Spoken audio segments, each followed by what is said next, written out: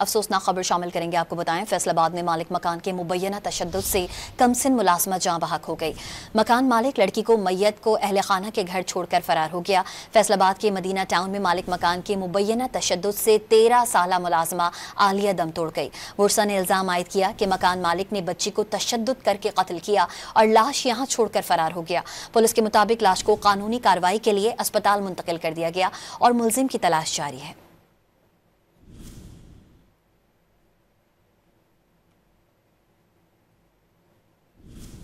अफसोसनाक खबर शामिल करेंगे। आपको बताएं, फैसलाबाद में मालिक मकान के मुबैना तशद्दुद से कमसिन मुलाजमा जाँ बहक हो गई। मकान मालिक लड़की को मैयत को अहले खाना के घर छोड़कर फरार हो गया। फैसलाबाद के मदीना टाउन में मालिक मकान के मुबैना तशद्दुद से 13 साला मुलाजमा आलिया दम तोड़ गई। वर्सा ने इल्जाम आयद किया कि मकान मालिक ने बच्ची को तशद्दुद करके कत्ल किया और लाश यहाँ छोड़कर फरार हो गया। पुलिस के मुताबिक लाश को कानूनी कार्रवाई के लिए अस्पताल मुंतकिल कर दिया गया और मुलजिम की तलाश जारी है।